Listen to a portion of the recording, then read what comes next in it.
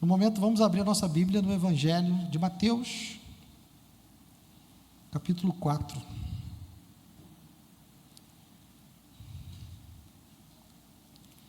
Evangelho de Mateus, capítulo 4.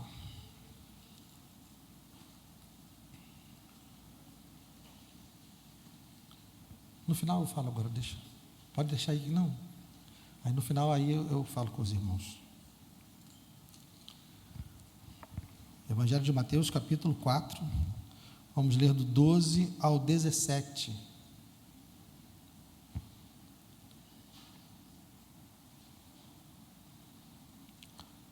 Mateus 4, do 12 ao 17. Diz assim: Ao ouvir que João tinha sido preso, Jesus voltou para a Galileia e, deixando Nazaré, foi morar em Cafarnaum, situada à beira-mar, na região de Zebulon e Naftali. Isso aconteceu para se cumprir o que tinha sido dito por meio do profeta Isaías: terra de Zebulon, terra de Naftali, caminho do mar além do Jordão, Galileia dos gentios. O povo que vivia em trevas viu grande luz, e aos que viviam na região e sombra da morte, resplandeceu-lhes a luz. Daí em diante começou a pregar e a dizer: arrependam-se, porque está próximo o reino dos céus. Senhor, obrigado, ó Deus, por essa porção da Tua palavra. Que o Senhor nos ajude nessa noite, ó Deus, e nas demais, onde nós vamos nos debruçar sobre o sermão do Teu Filho, o sermão que é chamado de Sermão do Monte. Que o Senhor nos ajude, que Teu Espírito esteja sobre mim e sobre cada um dos meus irmãos, para nos ensinar. Que o Senhor fale, que o Senhor nos alimente, que o Senhor nos exorte, que o Senhor nos corrija, que o Senhor nos transforme por meio da Tua palavra, para sermos, ó Deus, aquilo que o Senhor quer que sejamos, para que o Senhor faça conosco aquilo que o Senhor quer fazer, para que o Senhor seja glorificado por meio da nossa vida. É o que te pedimos, Senhor, e já te agradecemos desde já. Amém e amém. Pode sentar, querido. Como eu falei no final do ano passado, nós não tínhamos feito nenhuma série para o final de dezembro, para a gente não começar agora no início do ano. Então, a partir de hoje, irmãos, nós vamos fazer uma imersão no Sermão do Monte, que está em Mateus capítulo 5. Guilherme, então por que você leu o capítulo 4? Porque a gente vai ver o contexto do Sermão do Monte primeiro, né? Então vamos passear nas próximas quartas-feiras pelo Sermão do Monte e ver quais são as implicações dele para a nossa vida. No domingo passado, no culto da manhã, que era o último domingo, né, do ano passado, eu conversei com os irmãos a respeito de resoluções, porque o final do ano é uma época onde as pessoas costumam fazer resoluções, né? Fazer reflexões e fazer resoluções. Reflexões que apontam para o passado, refletir a respeito do que aconteceu, do que foi feito, de tudo que passou, e fazer resoluções que são coisas voltadas para o futuro, ou seja, baseado nas reflexões em tudo o que aconteceu esse ano, de que maneira eu vou me portar no ano que vem. Então são essas as resoluções. E nessa conversa com os irmãos eu trouxe uma comparação com as resoluções que os apóstolos fizeram após a ressurreição. Conversei com os irmãos de como esses apóstolos estavam assustados, amedrontados em casa, trancados, com medo dos judeus, e foi a ressurreição, foi Cristo ressurreto aparecendo a eles, que fez com que eles saíssem daquela casa e fossem fazer a vontade de Deus. Então, só para lembrar da frase que eu falei no domingo, porque alguns teimam em dizer que os apóstolos inventaram a ressurreição de Cristo, e o que nós falamos foi que, na verdade, foi a ressurreição de Cristo que formou os apóstolos, porque não teria nenhum sentido, e aí vem a questão das resoluções, né? Não teria nenhum sentido eles terem inventado a ressurreição de Cristo, porque essa invenção só trouxe para eles problemas.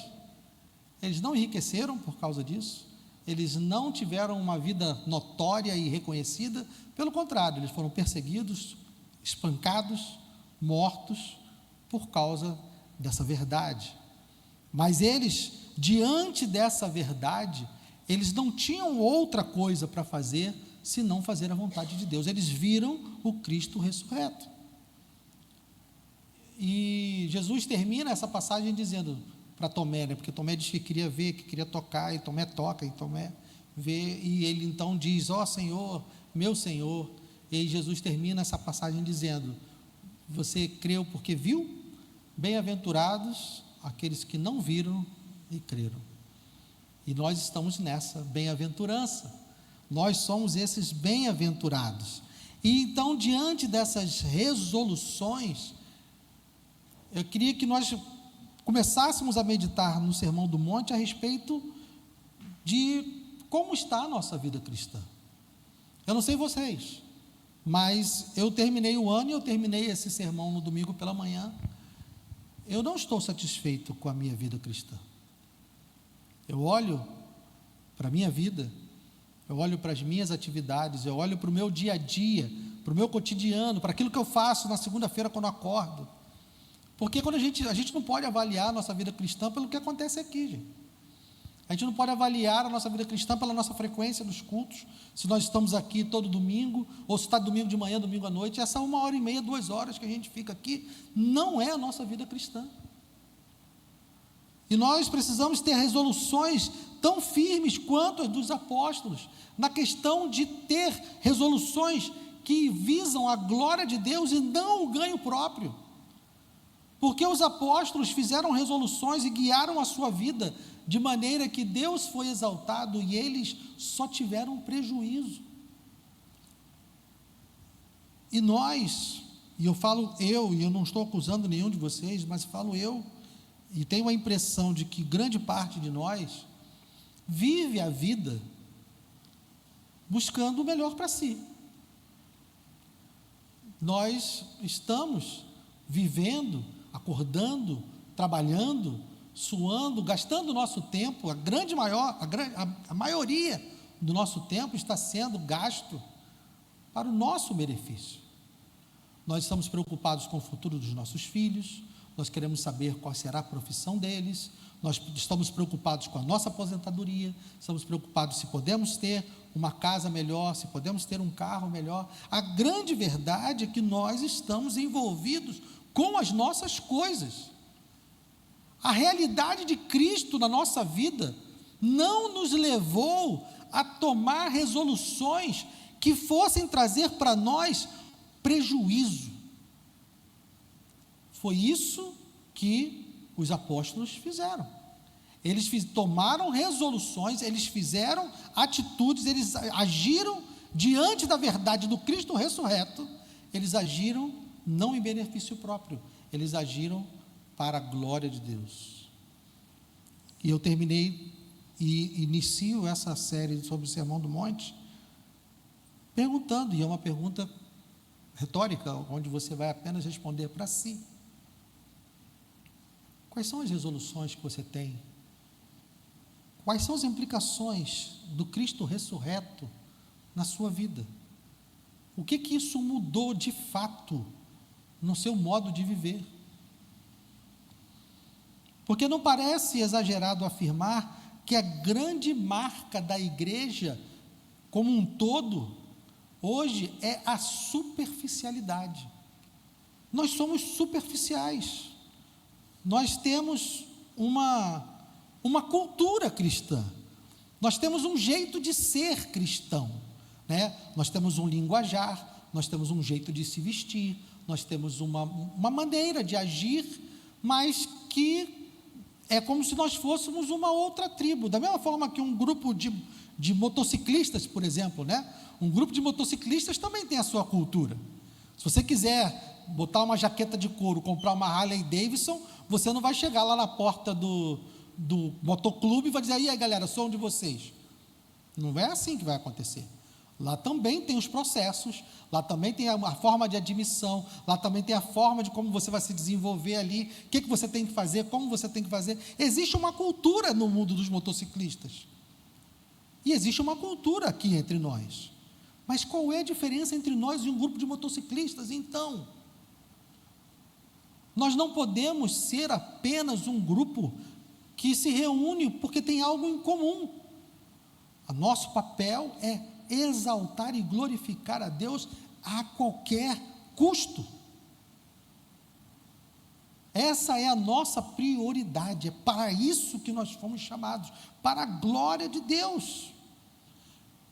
Mas nós parecemos um grupo de motociclistas, ou um clube de crochê, sei lá, qualquer comunidade que você imagine, que as pessoas estão reunidas, porque tem algo em comum e tem uma cultura em comum.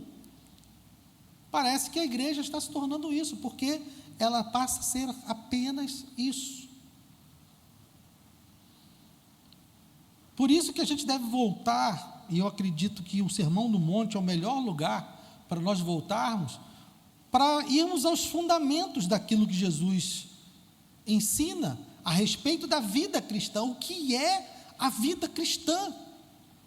Eu sou cristão, beleza, o que isso significa? O que isso implica? Qual é o resultado, o efeito prático disso? Eu sou cristão, e o que isso quer dizer? Nós precisamos saber o que isso quer dizer. Nós não somos um grupo de motociclistas, nós não somos um clube de crochê, nós somos a igreja. E o que isso significa? É o Sermão do Monte, que vai nos ajudar a entrar nesse eixo, a descobrir o que nós precisamos fazer, o que nós precisamos melhorar. E qual é a razão da igreja estar dessa forma? Muitas respostas podem surgir, muitas coisas podem vir à mente por pensarmos que a igreja está assim. Alguns vão pensar, não, são poucas programações, nós estamos fazendo poucos eventos. Não acho, tem muito evento acontecendo por aí, grandes eventos evangélicos, eventos gospel. O movimento evangélico no Brasil é enorme. São poucas ações evangelísticas. Não sei, já vi estádios cheios recentemente, né? Ou talvez se peça uma liturgia mais moderna. Não, a gente precisa ser mais antenado. Tantas coisas podem surgir, mas eu ouso dizer que o nosso problema principal tem a ver com o nosso relacionamento com as Escrituras, tem a ver com o nosso relacionamento com a Bíblia. Irmãos, vocês já pararam para pensar que se nós somos cristãos e nós dizemos que seguimos ao Deus, ao Senhor Todo-Poderoso, o único meio, a única forma de nós sabermos a respeito de Deus é a Bíblia. Nós não temos outro, nós não temos outra fonte, nós não temos outro lugar. É como se disser que um militar não conhece o regulamento das Forças Armadas. Ele não tem como ser militar se não conhece o regulamento. É como dizer que um médico é médico sem conhecer anatomia, porque ele não pode exercer a sua tarefa, exercer a sua função, se ele não conhece anatomia. Então, um cristão, ele não pode ser cristão e, de fato, exercer e viver a vida cristã, se ele não conhece o único manual que existe para dizer a ele quem Deus é e o que ele deve fazer. Porque se nós não nos fundamentarmos nessa palavra, se nós não conhecermos ela de fato, nós vamos fazer um monte de coisa, mas um monte de coisa que não é a vida cristã, um monte de coisa que não é para fazer, e vamos adorar um Deus que não é o Deus verdadeiro, porque a gente está se baseando sei lá onde. Eu tenho amigos que não são cristãos, que dizem que acreditam em Deus, mas não acreditam na Bíblia. Tá bom, mas esse Deus vem da onde então? Quais são as características dele? Você achou alguma tábua escondida no armário da sua casa que descreve um Deus? Porque se não for isso, esse Deus que você acredita sem acreditar na Bíblia é um Deus que você inventou. É a mesma coisa que o cara fazia lá no passado, né? Pegava uma madeira e esculpia um Deus do jeito que ele achava que Deus era. A gente hoje só não esculpe um Deus, mas a gente cria ele aqui, porque a gente não procura saber quem ele é aqui, na revelação dele. Então, se a gente não conhece as Escrituras, nós temos uma grande dificuldade para dizer que somos cristãos, porque a gente nem sabe, de fato, o que é ser cristão, porque a gente não conhece as Escrituras. Então, essa é a principal. Mas olha, só ler não é suficiente, como eu falei no início do culto, né? Um plano de leitura é importante? Nós temos 2 planos de leitura lá no aplicativo da igreja, que você pode já começar esse ano e se propor a ler as Escrituras. Mas só ler não quer dizer nada. Se a gente não ler, pensar, meditar, se desafiar com aquilo que está ali, não buscarmos o conhecimento da correta leitura das Escrituras, nós não vamos tirar proveito nenhum. Vai ser uma leitura inútil. Você pode ler a Bíblia 100 vezes, se você não entender o que está lá, não adiantou nada. Se você entendeu e não aplicou, também não adiantou nada.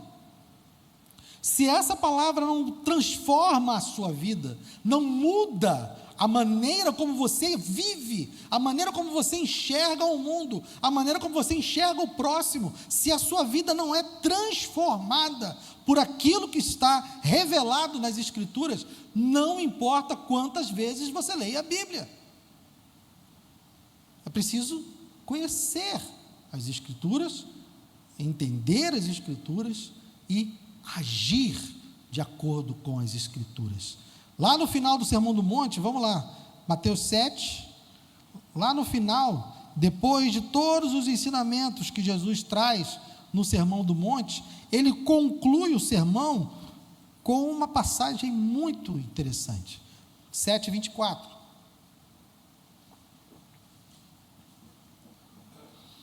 É assim que ele conclui o Sermão do Monte. Todo aquele, pois, que ouve estas minhas palavras, ou seja, o Sermão do Monte, e as pratica, será comparado a um homem prudente, que construiu a sua casa sobre a rocha.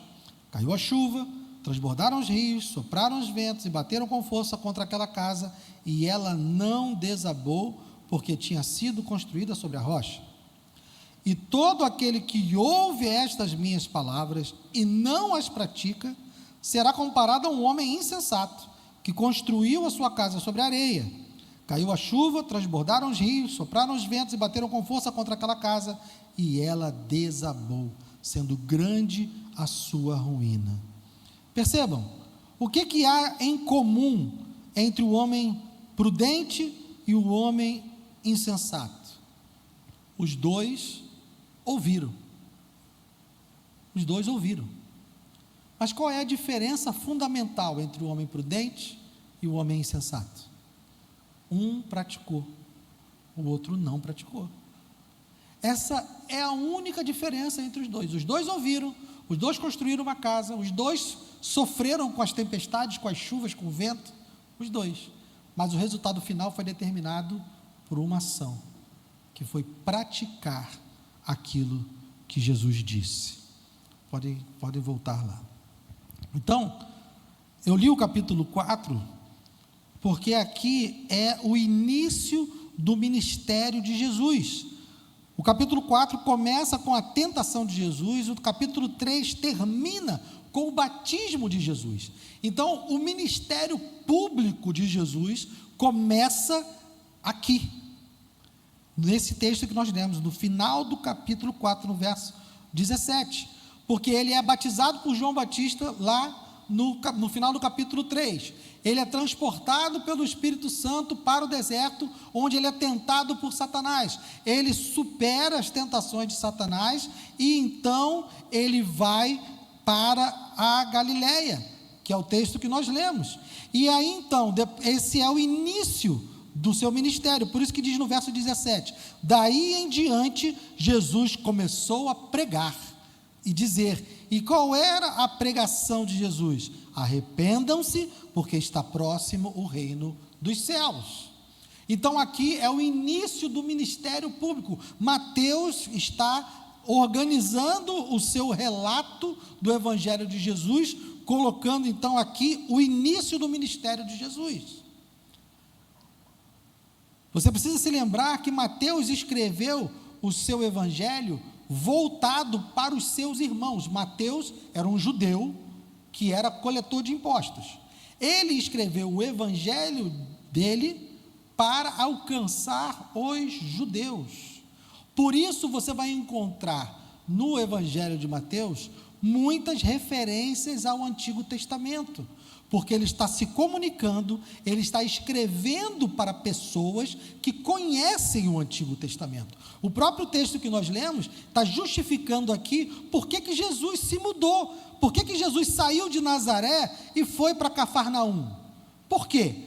Para se cumprir, verso 14, isso aconteceu para se cumprir o que tinha sido dito por meio do profeta Isaías. Existia uma profecia feita por Isaías, de que a luz de Deus, de que o escolhido, de que o Messias de Deus iria habitar lá na terra de Zebulon e na terra de Naftali.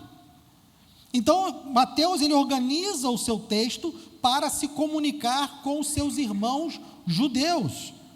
Por isso que o Sermão do Monte foi estrategicamente colocado no início do ministério de Jesus.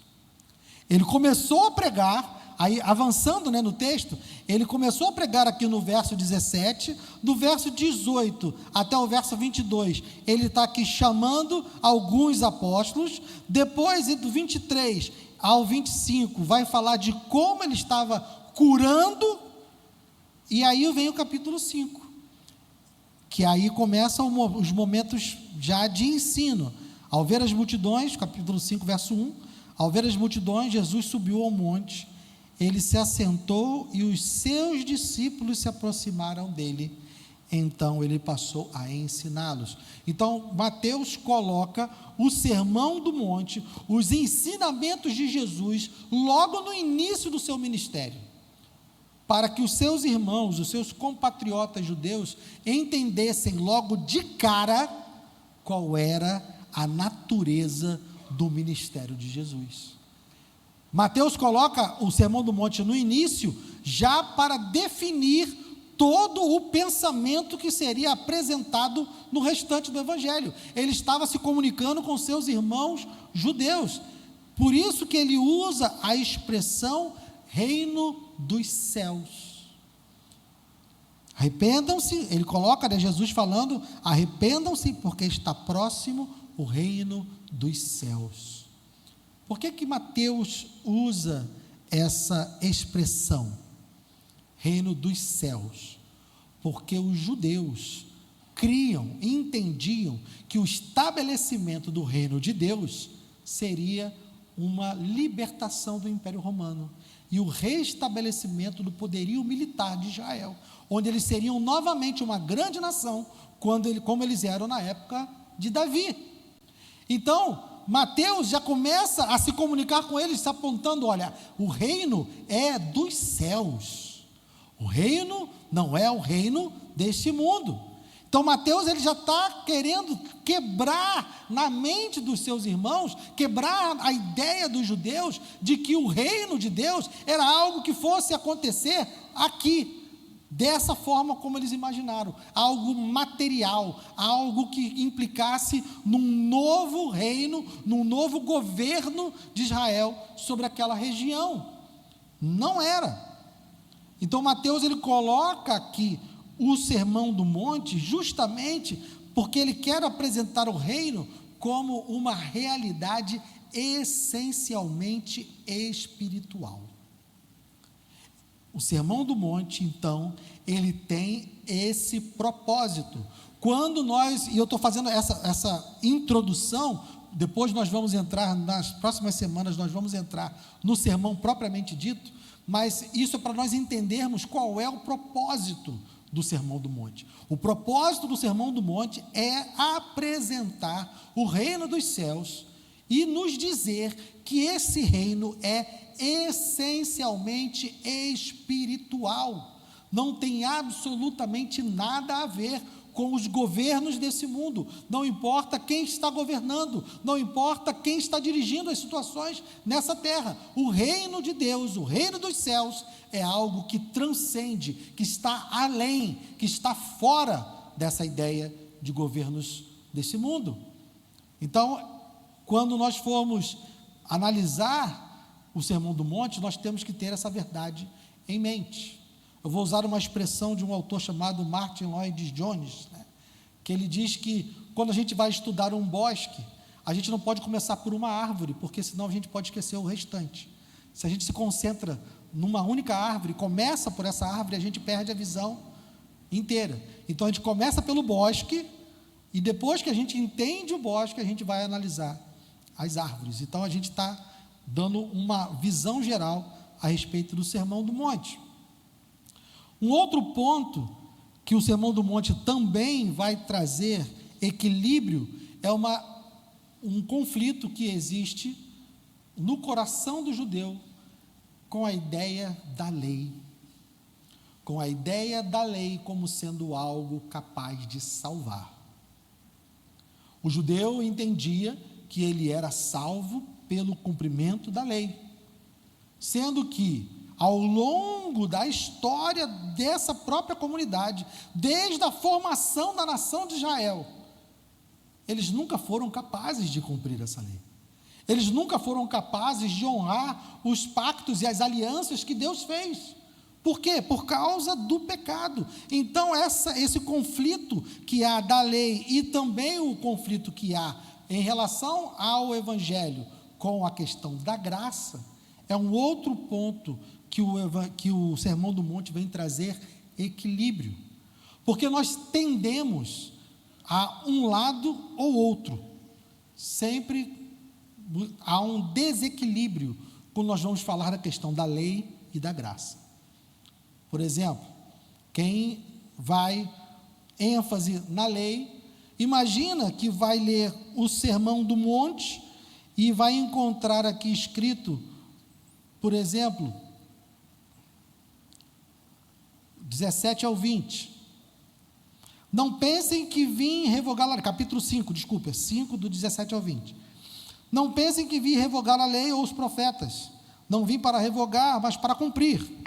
Porque em verdade lhes digo, até que o céu e a terra passem, nenhum i ou um tio jamais passará da lei, até que tudo se cumpra.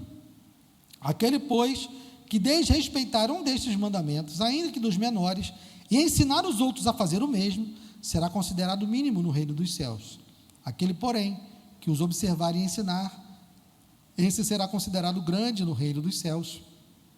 Porque eu afirmo que se a justiça de vocês não exceder em muito a dos escribas e fariseus, jamais entrarão no reino dos céus. Então, alguém pode olhar para essa passagem e dizer, está vendo, Guilherme? Jesus está dizendo aqui, se a gente não obedece, se a gente não cumpre, se a gente não se adequa a tudo que está escrito aqui no Sermão do Monte, ele é como se fosse uma lei. Então nós também estamos condenados, porque Jesus está dizendo que não vai entrar no reino dos céus.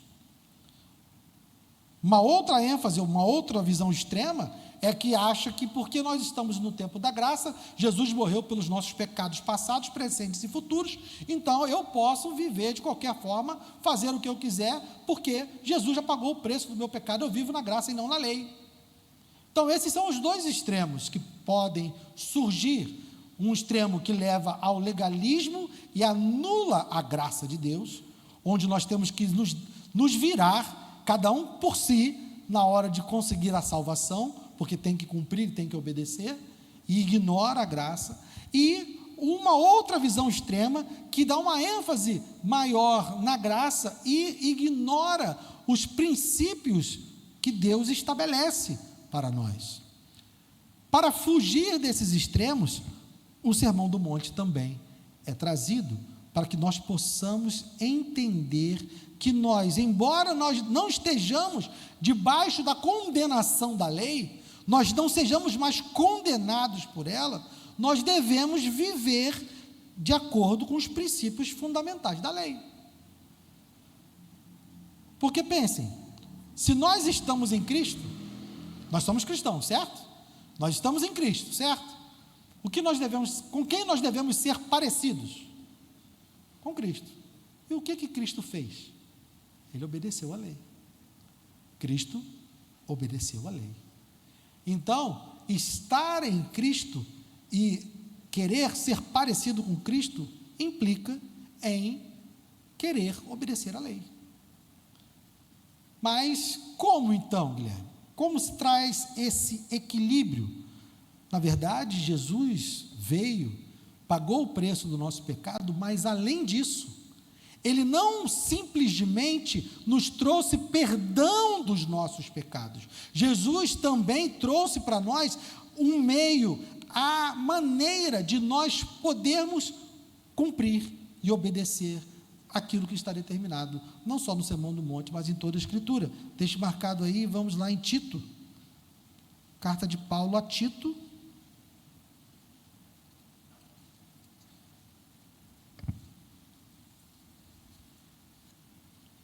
carta de Paulo a Tito, capítulo 2, Tito está depois de Timóteo.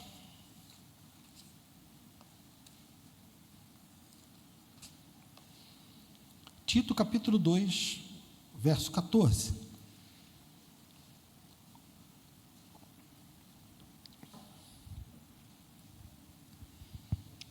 Tito 2, 14.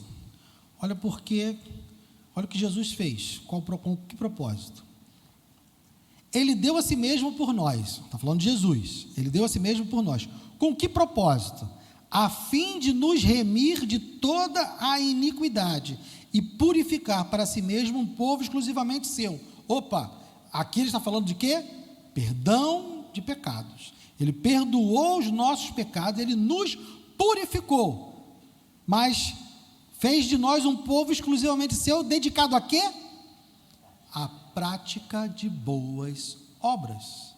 Então a morte de Cristo, ela para além de trazer o perdão dos nossos pecados, a morte de Cristo também é para nos capacitar, nos deixar prontos, pelo poder dele, pelo poder do Espírito, pela obra da cruz. A obra da cruz não apenas nos libera da condenação do pecado, ela nos capacita para vivermos uma vida que pratica boas obras.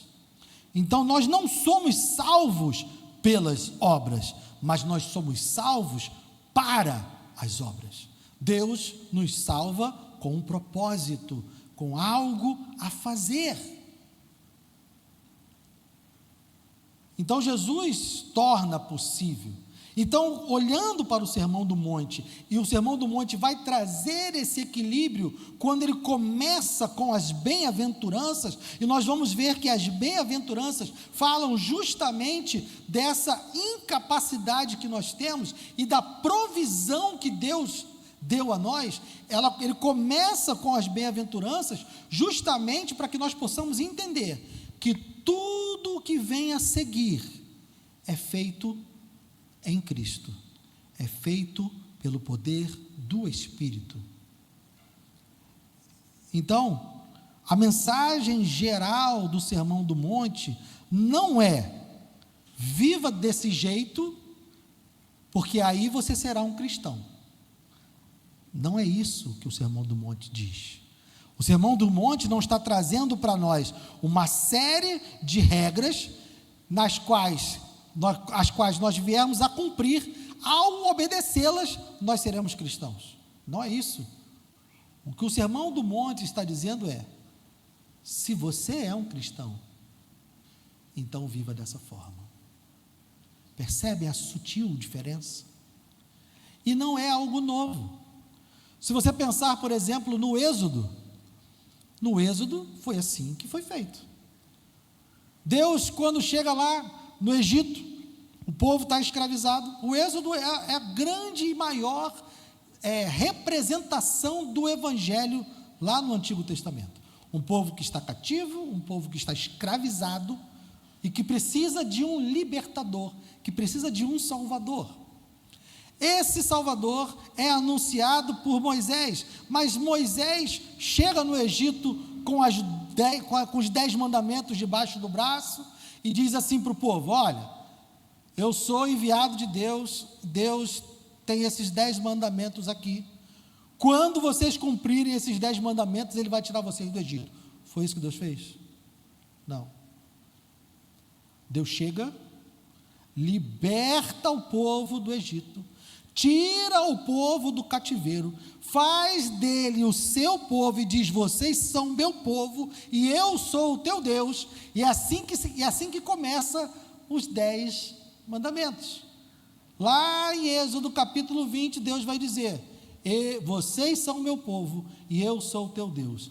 E a partir daí, porque vocês são meu povo, pelo fato de eu ser o seu Deus e vocês serem o meu povo, aqui está a maneira de viver. Então o Sermão do Monte, ele é uma constituição para aqueles que já são do reino. É uma regra de vida para os cristãos. Então, fundamental para a gente entender, quando nós formos analisar o Sermão do Monte parte a parte, é entender que existe sim uma expectativa sobre o nosso modo de viver. Deus tem uma expectativa sobre a maneira que nós vivemos. Deus tem instruções para nós. Fomos salvos pela graça? Óbvio. É algo que Deus fez sem a nossa participação? Sim, eu não estava presente na crucificação de Cristo, mas ela me beneficia. Eu não tenho participação alguma na minha salvação.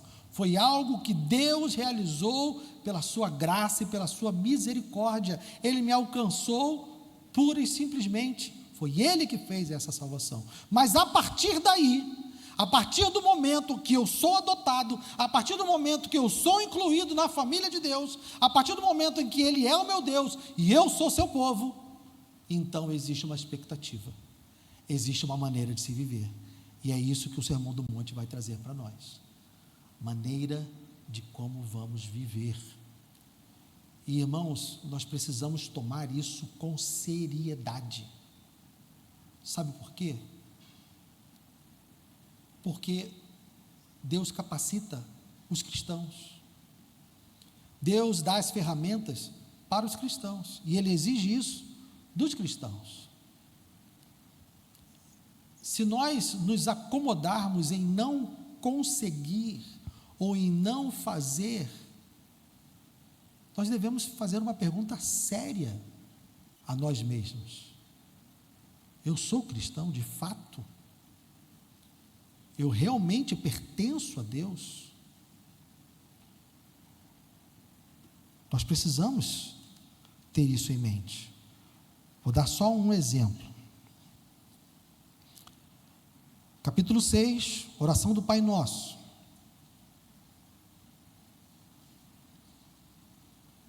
Ele faz a oração a partir do verso 9. E o que está no verso 12, vamos ler juntos o que está no verso 12? 1, 2 e...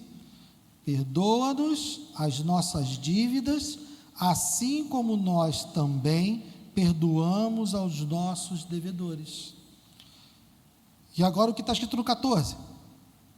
Porque se perdoarem aos outros as ofensas deles, também o Pai de vocês que está no céu perdoará vocês. Se, porém, não perdoarem aos outros as ofensas deles, também o Pai de vocês não perdoará as ofensas de vocês. Aí você pensa assim: pô, Guilherme, mas você acabou de dizer que não era obra, não era algo para a gente fazer para ser salvo, é algo que a gente faz porque é salvo, e agora você me confundiu. Calma, vamos descomplicar. O que Jesus está nos ensinando aqui? São palavras de Jesus.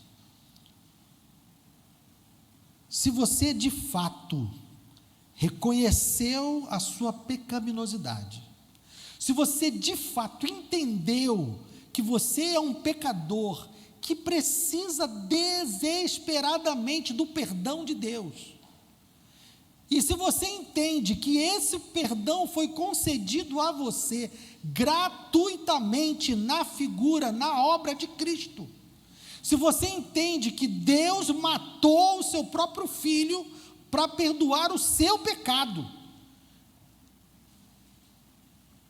isso tem que ter um impacto em nós, irmãos, tem que ter, porque eu não posso olhar para o perdão que Deus me concedeu, um perdão que é incomparável com qualquer perdão que eu precise dar. O que Jesus está dizendo que é aquele que não perdoa, é porque de fato não reconheceu os seus pecados, de fato não entendeu a obra de Cristo, e de fato não é cristão. Ele não passou pela obra da regeneração, ele não nasceu de novo, ele não é nova criatura. Entendem a seriedade disso? Então nós não somos salvos pelo que fazemos, o nosso perdão não é resultado do meu perdão, mas a minha falta de perdão é sinal, é evidência de que eu não fui perdoado. Então a nossa vida cristã é algo que precisa ser levado muito a sério, porque diz respeito de quem nós somos, do que nós somos feitos, para que nós fomos feitos. Então nós não podemos entrar agora, então a partir de 2024, eu disse, domingo, eu não sou alguém que costuma dar muita moral para essas datas, mas nós somos pessoas emblemáticas. Então, pensando agora, 2024, vamos reavaliar a nossa vida cristã, porque, irmãos, são mais de 80 milhões de evangélicos nesse país, era para estar melhor, era para estar diferente. Imagina 80 milhões de pessoas nesse país amando o outro como a si mesmo. Imagina 80 milhões de pessoas nesse país amando a Deus sobre todas as coisas. Tem algo errado com a gente. Tem algo errado com a gente. E eu não quero que você saia daqui acusado. Eu estou dizendo que tem algo errado comigo também. Mas o nosso Deus, Ele proveu. Que Paulo disse, Ele nos remiu, Ele nos purificou, e Ele é quem vai realizar essa obra através de nós. O que nós não podemos é nos conformar com a maneira que nós estamos vivendo hoje. Nós não podemos simplesmente continuar seguindo em frente e achar que só porque a gente vem para a igreja alguns dias na semana, a gente é crente, a gente é cristão. Não. O que vai fazer de nós cristãos é a maneira como a gente vive,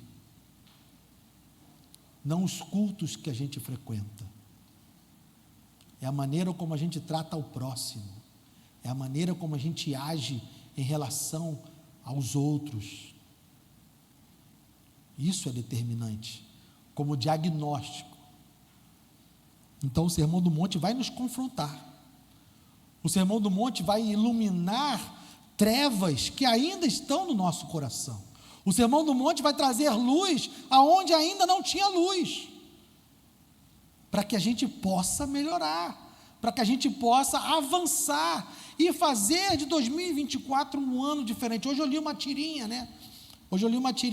de um meme, onde duas crianças conversando, aí uma criança falou para a outra, está todo mundo com uma expectativa de que 2024 seja melhor. Aí a menina vira para ele e diz assim, eu aposto que 2024 também tem uma expectativa enorme de que nós sejamos melhores. 2024 vai ser o que a gente fizer dele, gente. Se nós não melhorarmos, 2024 não vai ser melhor do que 2023. 2024 vai ser melhor se nós melhorarmos. E o Sermão do Monte vai nos ajudar a melhorar, pelo poder do Espírito, pela lavagem da palavra, pela transformação e pela correção da palavra. Se você quer mudar, se você quer melhorar, então vamos estudar o Sermão do Monte. Amém? Um anúncio: próximo sábado, 8 horas da manhã, nós vamos ter a consagração, preparação para a ceia. Então, 8 horas da manhã, estaremos aqui reunidos. E antes de sairmos, eu queria saber o envelope. Alguém gostaria de pegar o envelope para firmar aqui um compromisso? Não precisa entregar ele agora. Você pode levar o envelope para casa. Você pode pensar com a sua família, analisar e preenchê-lo da maneira que você quiser e trazê-lo no próximo culto. Então, se você quiser, pode fazer o sinal que o irmão Josino leva para você, se você quiser o envelope.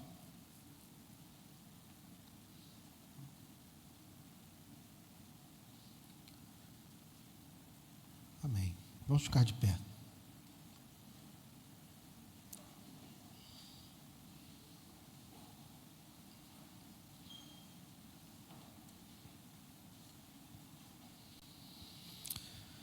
Senhor, obrigado, Deus. Obrigado porque o Teu Espírito está alertando. Obrigado, Senhor, por ter trazido ao meu coração uma insatisfação com a minha própria vida. Obrigado, Deus. Eu vejo isso como Sua graça e Sua misericórdia, me dando a oportunidade de ser um filho melhor para Ti. Que, ó Deus, que o Senhor possa falar aos corações dos meus irmãos. E se eles também entendem que precisam melhorar, se eles também entendem, ó Deus, que há muito a entregar e a fazer, que há muito a ser transformado, então, ó Deus, ajuda-nos. Ajuda-nos, Senhor, e que as palavras do Teu Filho, no Sermão do Monte, iluminadas pelo Teu Espírito, venham, ó Deus, trazer transformação para nós. Que nossa vida seja diferente, que os nossos frutos sejam diferentes, e que nós possamos de verdade, Senhor, de verdade, glorificar o Teu nome nessa terra, e mostrar a esse mundo quem Tu és, não somente, Senhor, pela pregação da verdade, mas também pela vivência da verdade. Que sejamos conhecidos não somente como aqueles que pregam a Bíblia, mas que sejamos conhecidos como aqueles que vivem a Bíblia. Que sejamos conhecidos, ó Deus, não somente por aqueles que pregam o amor de Jesus, mas que sejamos conhecidos como aqueles que amam como Jesus. Ajuda-nos, Senhor. Agora eu te peço que o Senhor nos leve em paz para os nossos lares. Que a Tua palavra, Senhor, encontre morada no nosso coração. Que o Senhor complete, ó Deus, aquilo que eu não fui capaz de fazer. E que o Senhor anule no coração dos meus irmãos aquilo que eu falei e que não procedeu de Ti. Mas que no coração de cada um de nós permaneça apenas a Tua palavra e somente a Tua palavra. Muito obrigado por tudo, em nome de Jesus. Amém e amém. Obrigado.